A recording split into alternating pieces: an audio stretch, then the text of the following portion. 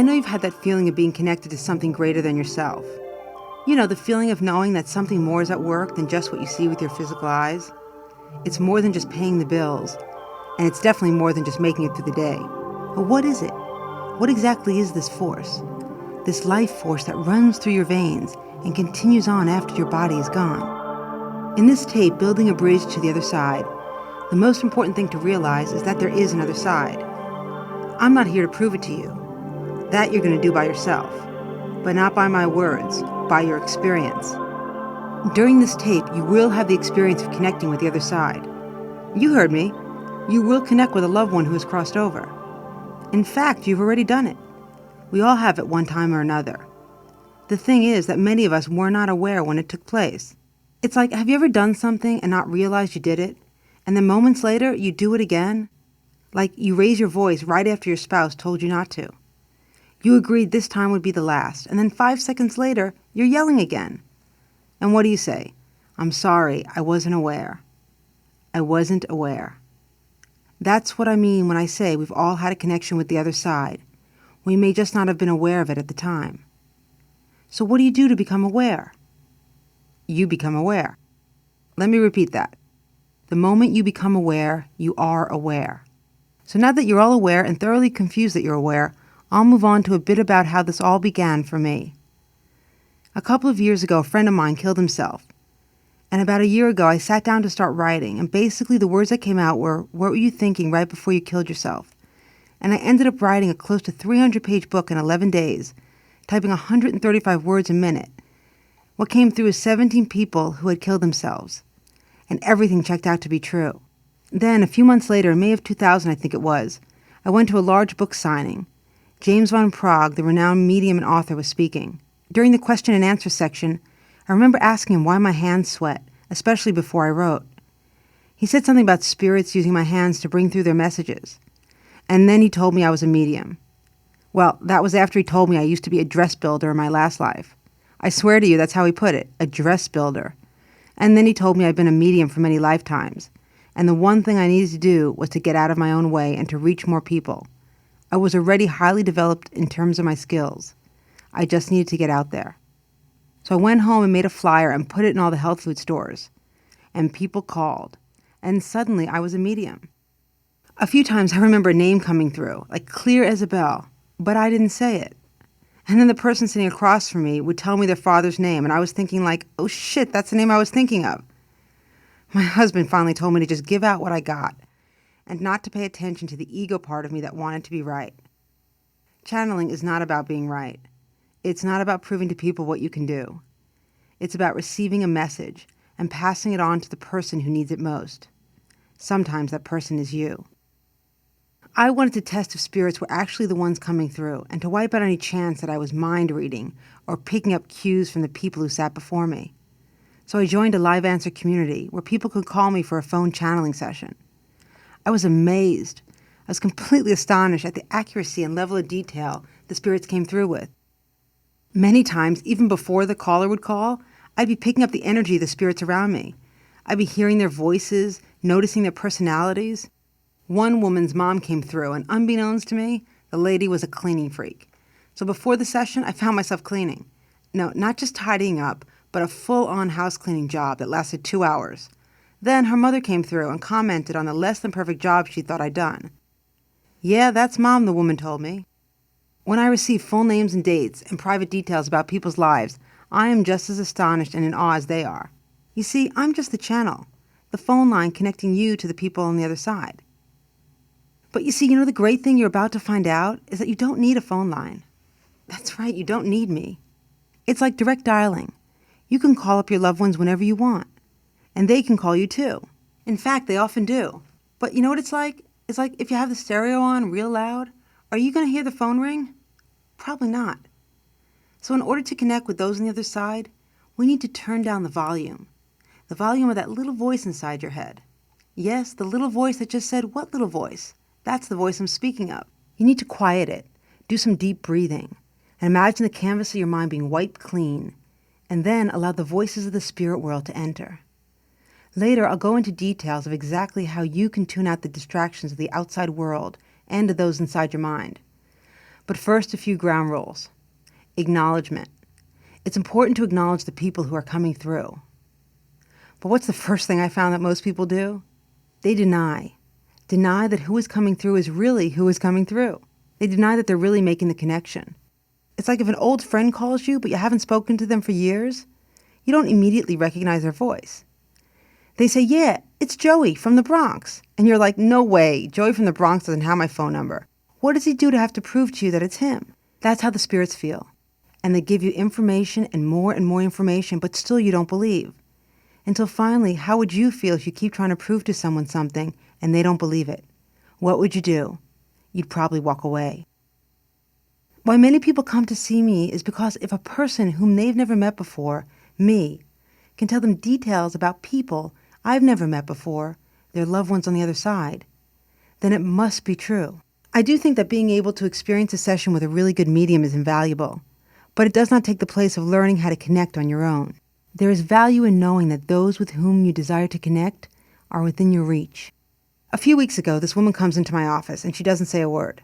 She just sits on the couch and stares at me, waiting. I tell her what I tell everyone who comes to see me, that I'm going to connect her with the other side and bring through messages for her and possibly for people she knows, in order to provide evidence that life does exist, even though our bodies do not. She nods. That's it. Just nods. After bringing through her entire family with astounding accuracy, this is what Amanda had to say. I'm only 30. No one my age expects to lose their entire family. No one. First my father dies, then my twin sister. But Mom?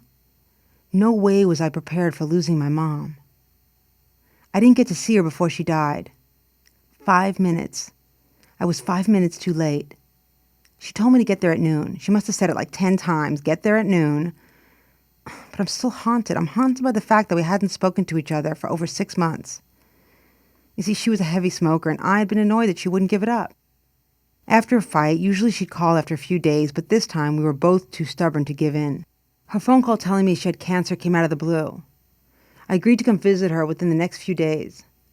I guess I didn't think... a lot of people get cancer and get better, right? A few days wasn't going to make a difference. I now know that every second counts because I never got to see Mom again. 5 days after we spoke, she was dead. We all think that life goes on forever, I told Amanda. Not in the metaphysical sense of what it means to go on forever, but in the belief that those whom we love today will be here tomorrow. How often do we think that when our spouse or son or daughter or parents go out the door, that they're not coming back? And if we do think this, how quickly do we erase it from our minds? Who wants to face the fact that someday will be their last day? Someday will be ours as well. But not today, right? We have too much to do, too many plans we've made. We can't leave now, and neither can they. But then it happens, and we realize it's not up to us. And we beg and we plead, and we ask the universe to give us one last chance to say, I love you, I miss you, I just want to know that you'll be okay. And we don't seem to hear an answer. Or do we? Maybe it's a whisper that barely passes our ears, or a warmth that caresses our entire being. Maybe it's a hunch to go somewhere, and then we do, and we feel their spirit all around us. It feels good, and we discount it. I must warn you that what you're about to learn isn't for everyone. So if you're uncertain about continuing a relationship with your loved ones who have crossed over, then please do not listen to this tape. Because if you do, you will connect with them. You will feel them around you, and you will know that they're here. So if you're still listening to this tape, I'll assume that means you're now ready to begin. To begin one of the most fascinating and miraculous journeys of your life. A journey that will take you into the unknown and back. A journey where you will begin to learn how to build a bridge to the other side.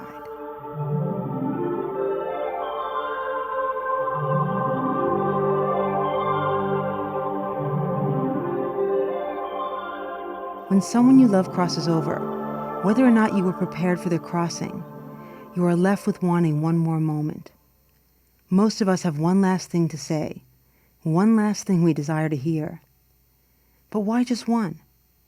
Why only take a minute to say what you desire when you can have the rest of your life to connect and reconnect with those who now live on the other side? Please understand, I'm not saying this to undermine the grief of losing someone. I say losing because that's how it feels, isn't it? Like something's missing, because someone is no longer there, at least not there in the way they used to be, in a body. We often need time to get used to this fact. I too would gladly trade all the spirit connection in the world to bring back the people I love. But I cannot.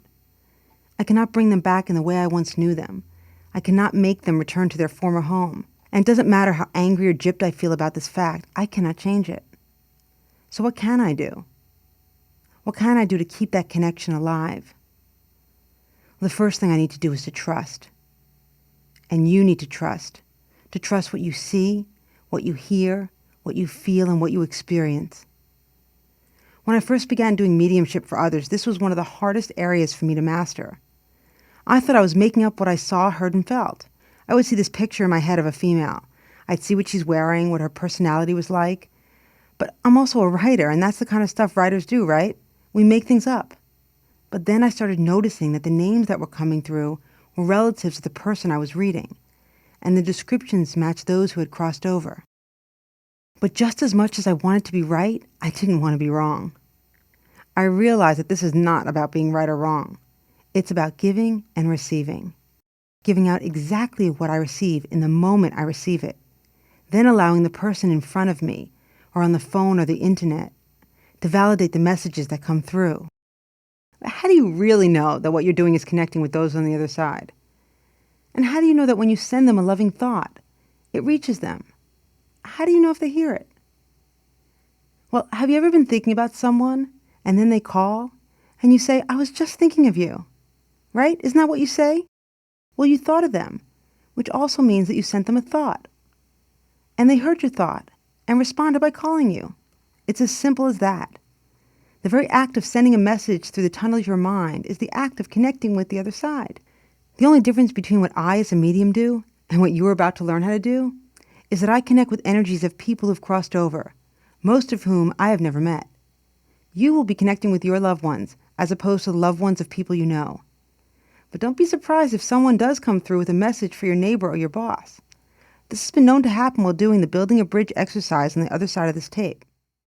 Let me tell you a little bit about the difference between being a medium and being a psychic. All humans are psychic. Some of us are more attuned to the vibrational energy of those around us, while some of us choose to remain unaware. I say choose because that's what it is. It's a choice.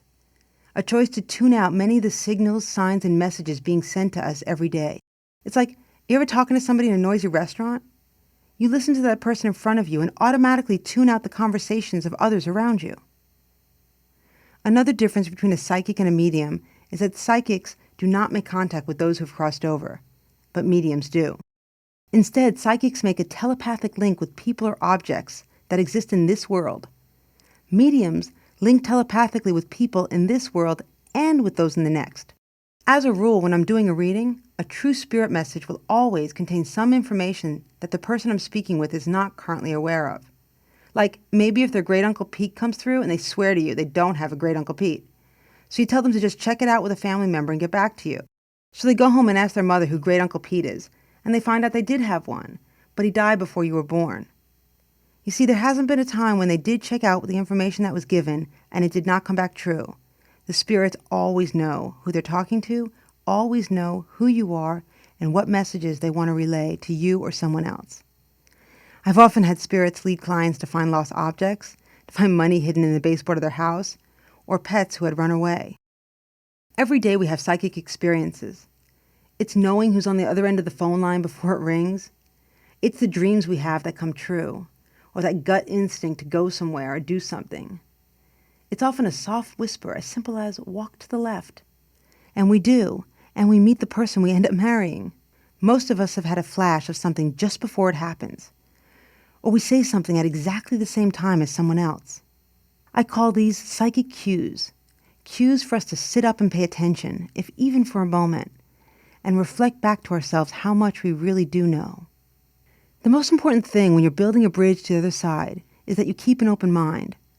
You need a willingness to take in everything that comes through, even if it doesn't make sense at first. One of the worst things you can do is do the shaker. The shaker is when you sit there getting the messages and you start shaking your head.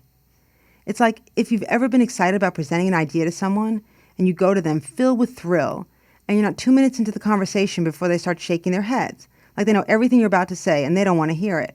How exciting is that? What do you feel like doing? Do you feel like telling them more, or do you feel like shutting down and walking away? So remain open and keep the head from moving. It's also extremely important to understand the different ways the other side communicates. You may hear words or see images. You may feel sensations, sometimes just a sharp flicker of pain, which spirits impress upon you to show you how they crossed over. You may smell sweet fragrances or bad odors, which also remind you of the person on the other side. Sometimes the messages do come through really clearly and accurately, leaving no room for interpretation. But most of the time, we must decipher what exactly they're trying to say. Spirits use a kind of symbology, a language which is all their own. They'll show pink roses when they're sending you love, rings when they want to say congratulations on your wedding, and they'll often hold up a crying newborn baby when they want to let you know that they were there, in spirit, for the birth of your baby. Some of the symbols I've gotten have remained constant. Like usually when I hear a number, it means they're referencing a significant event that took place, or is about to take place, like a birthday, an anniversary, a passing, or a wedding, on that date, or during the month of that number. For example, if they say 6, it either means they're referring to the 6th month, June, or the 6th of any month. Just remember to write down whatever you get and you can check it out later. When you're receiving messages, it's not the time to edit yourself. It's not the time to stop what comes through. It's good to have a tape recorder as well. Then you can quickly speak the messages that come through. I'm going to tell you the symbols I see and hear and feel most often. But I do want you to stay open to the possibility that you may receive new symbols which are specific to you. It's a good idea to jot these down right now so you can look over them later. Above. When you sense someone coming through above you, it means the person was usually older, like a parent or grandparent, an aunt or uncle, an older friend or relative. Just think above, older. To the side? To the side means they're referring to someone around the same age as you. Not exactly, but around that age. It's usually like a sibling, a friend, a boyfriend, girlfriend, or spouse, or cousin. So just think like around the same age. Below you means younger, child or younger sibling, grandchild or younger friend. A white rose is most often a sign of congratulations. They'll usually just flash it quickly in your mind's eye and just say white rose into the tape recorder or write it down. If you see parallel lines, or what I often see is a rainbow curve linking you to the person on the other side, it means there is some similarity between you and the spirit who's coming through. Please understand that if you get someone coming through with a message for someone else, these parallel lines are meant to be the similarity between that person and the spirit rather than you. If the spirit points back and forth across his chest or her chest area, it indicates that something to do with the chest area had to do with their death. Usually it means that they had cancer or some other kind of deteriorating disease. Black spots always indicate cancer. You may feel an impact, some kind of jolt in the back of your neck or your stomach. It usually means they died suddenly, that something happened suddenly to them. Remember to just write down what you hear, write down what you see, and write down what you feel. If they're pointing to their heart, it usually indicates that the spirit had a heart attack. Names can often be heard, but sometimes you may just get the sound of the name or the first 2 initials, both of which prove to be correct. For example, if you hear Ronnie, it could also be Johnny. The spirits have never been wrong with the first 2 initials, though.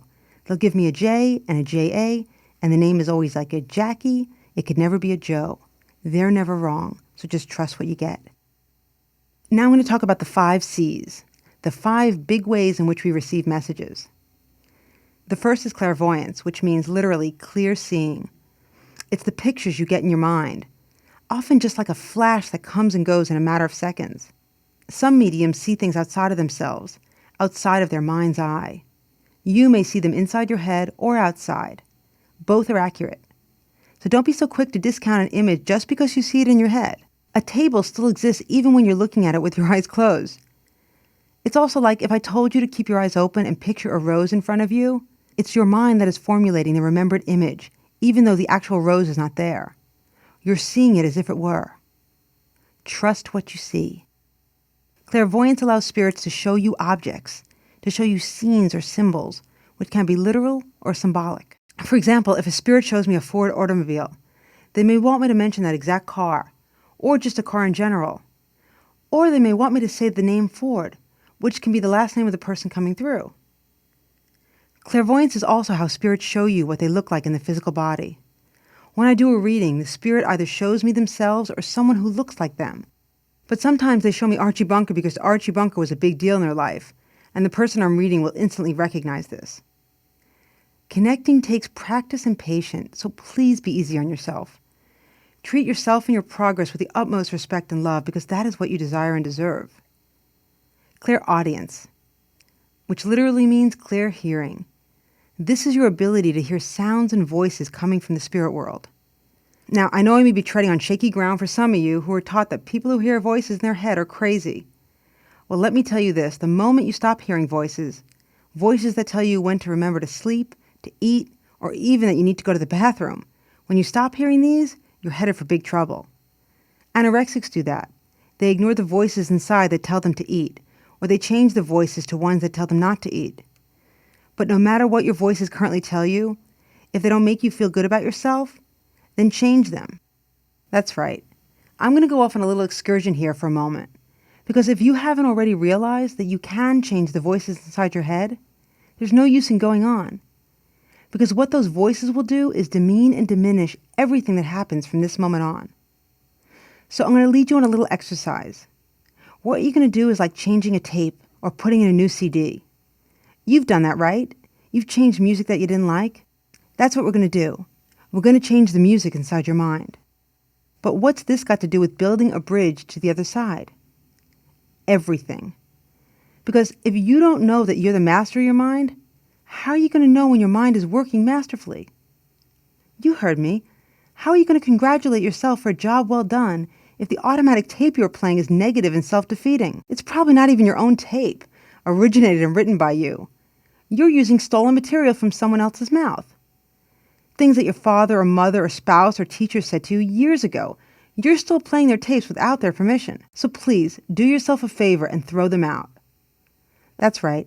Let's practice a little mental imagery as you close your eyes and begin to notice a tape machine running in your mind. Now, I want you to stop this tape and press the eject button. And I want you to do this with your physical hand as well. I want you to see one of the negative tapes that you play most often. I want you to see that pop out of your mind. Please do this physically. Place the imaginary tape on the floor in front of you. Now, let's get ready to do some country dancing because I want you to stomp on it. So if you're in your car listening to this, I want you to pull over right now and get ready to stomp. Come on, if anyone asks you, just tell them your foot fell asleep. It's not their life you're about to radically change. It's yours. And you deserve it, even if you don't think you do. So please, just stomp. Keep stomping until the tape is gone. Great. Now it's time to put in a new tape. So come on, I want you to mentally open a package of a brand new tape. And before you insert it, allow yourself a moment to think of what you'd like to put on this tape. What are the words you'd like to hear? What kind of voices or melodies? What kind of music would you like to go through your mind? What is the most soothing sound to your ears? Or the most empowering? Or the most loving? What would get you out of bed early in the morning with a passion to begin your day? And when you're ready, I want you to inject your new tape into your mind. And I want you to press the record button and mentally say all the things you desire to hear. I want you to hear music from your favorite artist. Remember times when you laughed and laughed. I want you to think of a moment that you felt inspired and touched by someone, by yourself. I want you to see the warm smile on the face of someone you love. Oh, and if I didn't mention it, this is the first audio tape that also records images. So let your imagination fly with images that bring you joy. Please give yourself this gift because if you do not, nothing on the rest of the tape will work for you. Let me repeat that. If you do not give yourself this gift, nothing on the rest of this tape will work for you. And then you will have wasted your money and time all because you weren't willing to be nice to yourself. But that's not who you are, is it? A waster? Of course not. You're a person who believes in the infinite possibility of humankind. You're a person who believes in themselves. So once you finish this process, proceed onward with a huge, goofy smile on your face.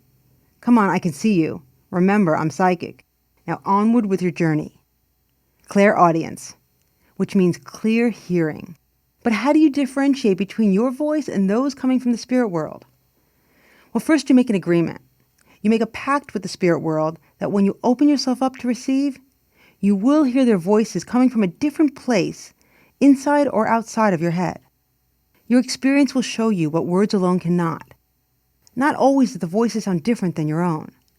It's not like if I'm channeling a grandmother, I sound like a grandmother when I speak, or I don't hear a grandmother's voice in my head all the time. Sometimes it just sounds like me giving myself the information. You may hear the voices being distinctive, but if you do not, just let it in and write down what you hear. Concentrate on the message being spoken and not on the dialect. But mostly what I hear is information in my mind's voice. The best way to describe this is to imagine that you're reading a book. At the same time, you have a thought like, did I turn off the stove? It's like having two voices happening in your mind at the same time. One are your own thoughts, which you will learn to lower through meditation. And the other are the voices from the other side. It's important to trust what you hear. Clairsentience, or clear sensing.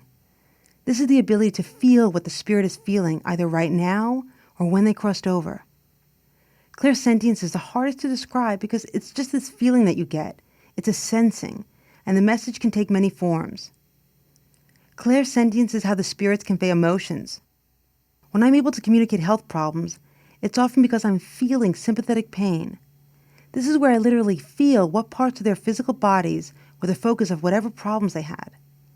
If they had a neck injury, you might feel a slight pain in your neck.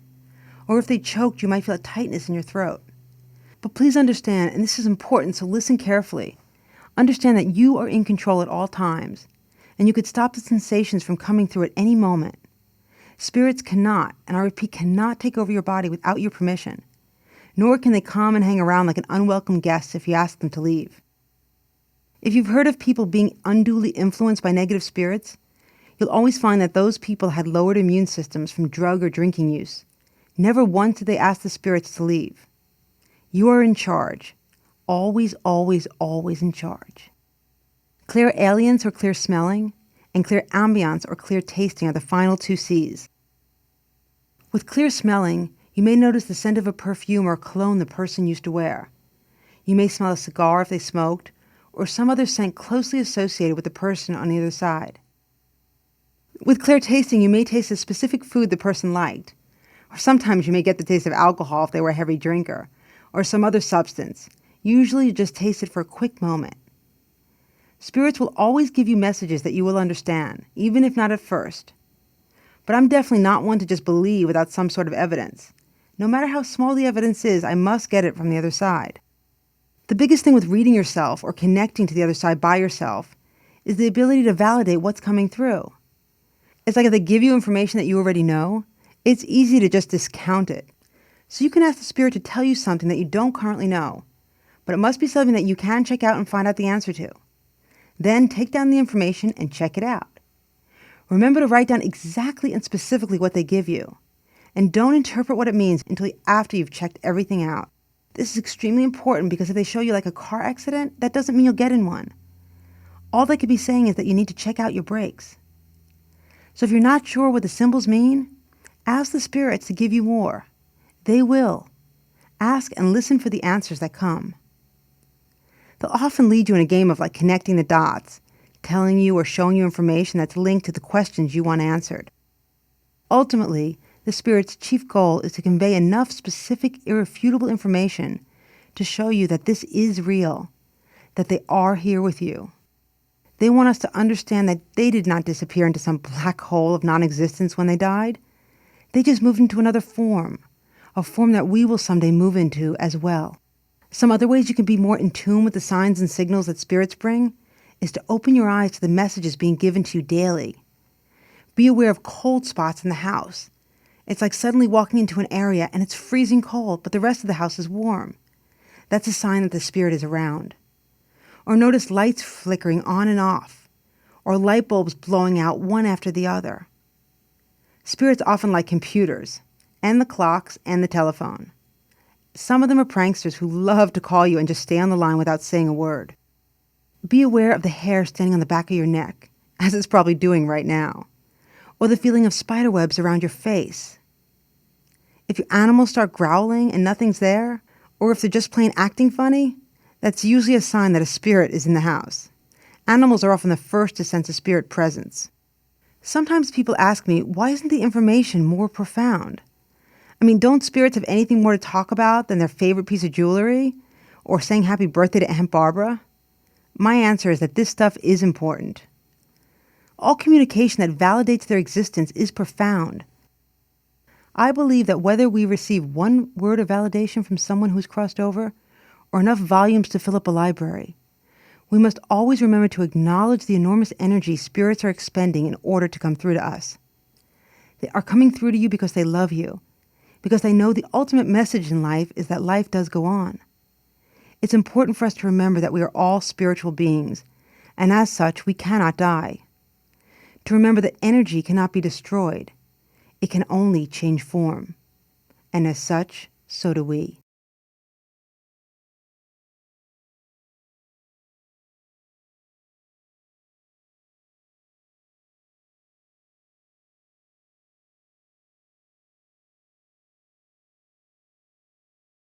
So now, as I'm about to lead you through a beautiful journey, I ask that you first find a comfortable space, a place in which you can hang a sign on the door that says "Do not disturb," on the door to your conscious mind, that is. And as you hear the gentle music, you may just feel the sides of your lips curling as you exhale now and smile, knowing that all is okay within and outside your world.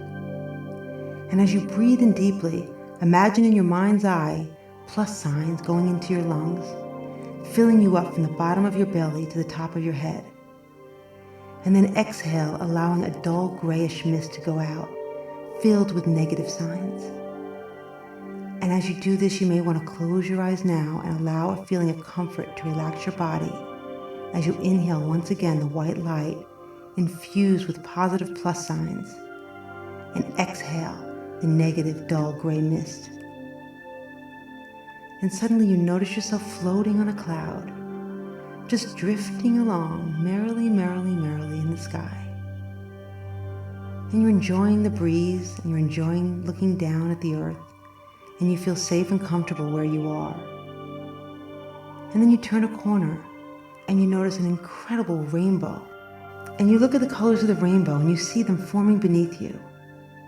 As you do, you see your cloud float between a layer of red. And as it does, it ignites the seat of your pants, and you feel energy of your root chakra opening up. As the root chakra is ignited, you feel it swirling and swirling, tingling down your legs, going up your spine in a clockwise motion, faster and faster. You take your cloud to the next layer, to the orange. And as you go through the orange, it ignites joy beneath your belly button and starts swirling and whirling throughout your lower abdomen as it mixes with the red, moving and rising throughout your entire body. The red moves up into the orange, and you float into the color yellow and feel the warmth of the sun emanating from your solar plexus. It starts swirling and spinning. It mixes with the red and the orange, moving up higher and higher as you try to resist the deepening sense of relaxation, swirling now throughout your body. You find yourself exhaling, and as you inhale, you take in the color green. Your heart opens up. Green covers your entire heart as you feel it igniting through your being. And then the red is swirling, mixing with the orange, mixing with the yellow, mixing with the green. As you feel yourself swirling and moving higher and higher, you steer yourself through the color blue. This opens up your throat, igniting you to feel like singing or giggling, or maybe just breathing in deeply now and allowing the colors, the red, the orange, the yellow, the green, and the blue to swirl throughout your entire body, higher and higher until they reach the spot right between your eyes, maybe just a bit above. The window of your soul opens in a magnificent window to your mind, and the color indigo shoots out, a deep purplish blue that swirls and circles throughout your entire body. It tingles as it meets the red, the orange and the yellow, the green and the blue.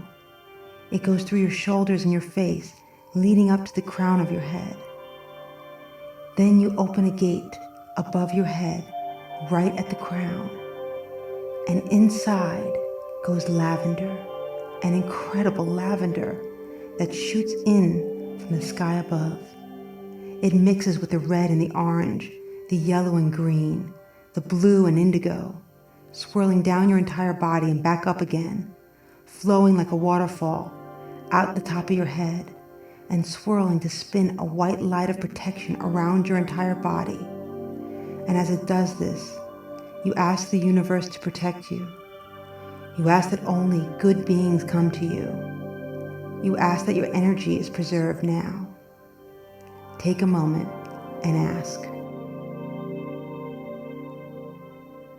And now, you're about to open the door to build your bridge to the other side. You ask your cloud to land, and it does on a beautiful island. Actually, you get off the cloud and see that there's 2 islands, joined by a bridge. You're so happy to be on this island, you jump for joy as you go up the bridge, excited to see what's on the other side. And as you walk, you notice that beneath your feet are the colors red and orange, yellow, green, blue, indigo, and lavender. As you step onto the island, you look behind you and you notice that the bridge has disappeared.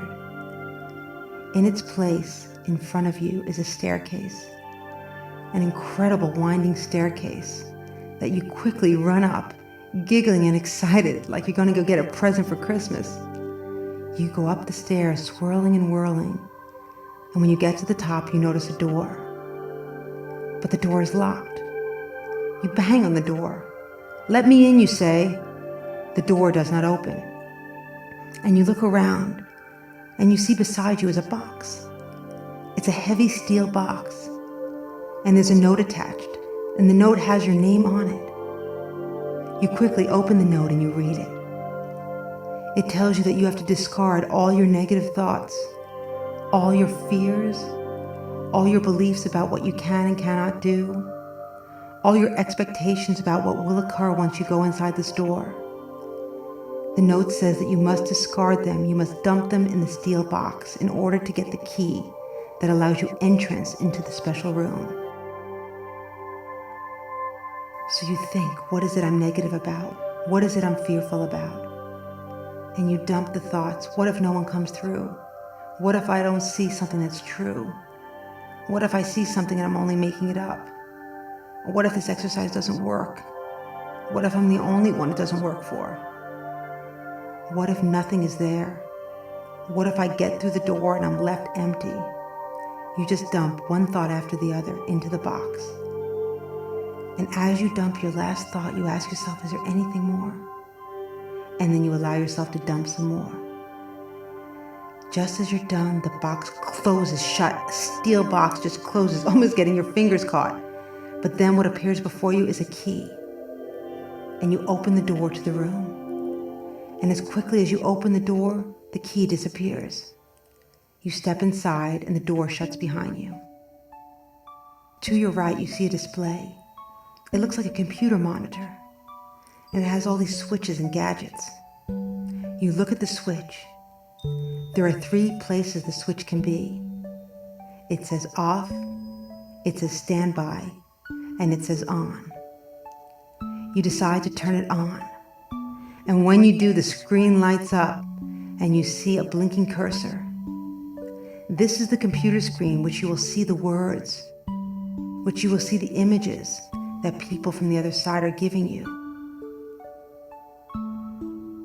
Then you move forward, standing at 12 o'clock, and you notice an X-ray screen. This is the screen where those from the other side will show you what was wrong with them before they crossed over. If they had cancer, they'll show you blackness in their being. If they had a heart attack, they'll show you their heart rupturing. Or they may just be pointing to their heart, but they'll do this from behind the screen. This is your X-ray vision, your ability to see into the other side. And then you move, you take a step to the left. You see a triangle. It's closed with a steel shade. You open it. You slide it open, and outside you see the most glorious colors of rainbow and blue. This is your mind's eye. This is where you will look to further connect with those on the other side. And as you stand in the center of your room, your special room, you must know the rules to this room. No one but you is allowed in this room. But you cannot enter until you get the key. And in order to get the key, you must dump out all your negative fears before you are allowed entrance in. Each time you enter, you must dump again and get a new key. This is the place where you would do your connecting. It is in this room that you will hear the voices, you will see the images, and you will feel the impressions from the other side. It's important that you trust everything that comes through. And when you see something, hear something, smell, taste, or feel something, either say it into a tape recorder or write it down. So as you stand in the middle of your room, I want you to notice something that you haven't noticed before. To your left is a tunnel. So you bow down and you look through this tunnel and you walk through it. It's not a long tunnel. It takes you about 30 seconds to get to where you're going. And when you get to the other side, you see you're in a room. And inside this room is a couch that surrounds the entire room like a horseshoe. You sit on the couch and you notice the white, silky texture. And then you look up. And as you do, you see the ceiling open. And what flows in is the wind from above, carrying with it a golden, violet, white light. And now as you're sitting there, you see the image of someone, a flash in your mind. Ask them who they are. Acknowledge them for arriving. And write down or speak what you hear, see, feel, taste, or smell. Ask them what they are here to teach you. What do they want you to know? And then you see someone else, a little further in the distance. You ask them to send you a signal of who they are, a sign that lets you know that who they are is who they say they are. They tell you their name. Or they show you an image of their face, of their body.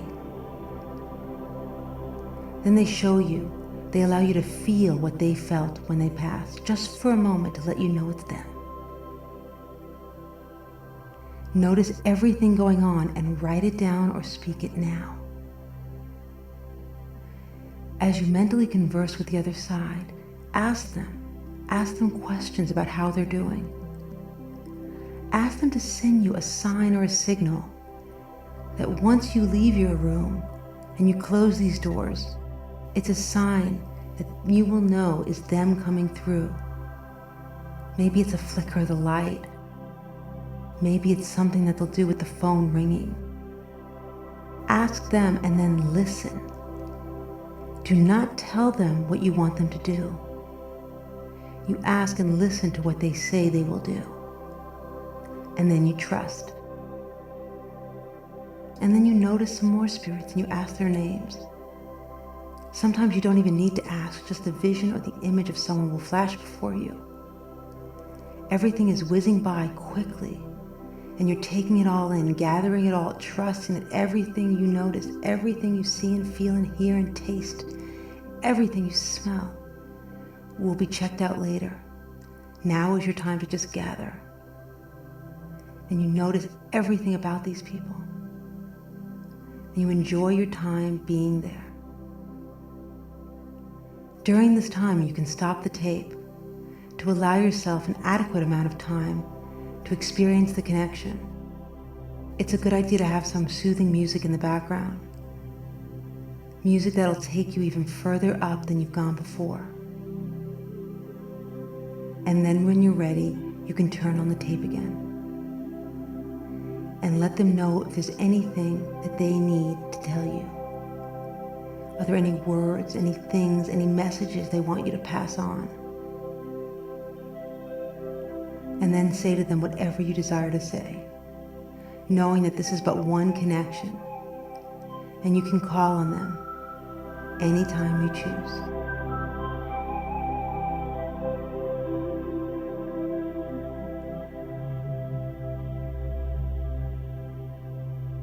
So now, as you leave your special little cave, you go through the tunnel back into your room. And you turn to your monitor, and now you have a choice. You can flip the switch to standby, which means that you'll be available for the spirits whenever they should call. And that means any spirits, not just the ones of your loved ones. Anyone can come through. Or you can turn it off, asking for some private time, for some time when you don't want to be disturbed. Remember that you can always go back in the room by dumping your negative thoughts and fears and turn on the switch or turn it off or on standby. And when you flip this switch, do it physically. Reach your arm out and physically flip the switch to the space that you want it to be at. Then I want you to turn to your mind's eye to the triangle and physically reach out your arm and close the shade. This is your way of just shutting down for now, knowing that the time you have spent is worth it, knowing that you have made a connection. A lot of the connecting will be done when you turn off the tape, in between my words now and the ones I said prior. Time to have the silence of just the messages going through your mind and not the listening of my voice. So now, as you exit your door, you notice that the staircase is in front of you. And as you go down the staircase, you notice the violet of your crown chakra closing and the indigo of your mind's eye just shutting down to rest. You notice the blue and the green and the yellow slowly going down and lower as it meets the orange and the red as you close up shop, knowing that your time has been well spent, knowing that you can open up yourself whenever you choose, and you can contact those on the other side as quickly as you desire. And as you slowly open your eyes and wiggle your toes and move your shoulders, I ask you this: when your time on earth is over and you must cross over into the eternal light from whence you came, how do you want to be remembered? What is the legacy that you would like to leave? Time and time again, when spirits have come back to tell me what they learned after crossing over, the one thing that is and always will be most important is how we live our lives here, who we love, and how we express that love to them. This is what really matters. So make sure now in your life to express what you feel to those who are around while they are around. Communicate and appreciate everyone in your life, even if sometimes they just tick you off. Appreciate them, because all it takes is a moment for them to cross over. Have every moment count. Have every communication that you have with someone count. I think this is one of the hardest and the most rewarding things that we have to do as humans, is to remember that this person in front of us, the person who right now is really pissing us off, is our husband, who we love, or our wife, or our father, or mother, or child. We must always see them for who they are. How will you be remembered? What is the legacy that you would like to leave?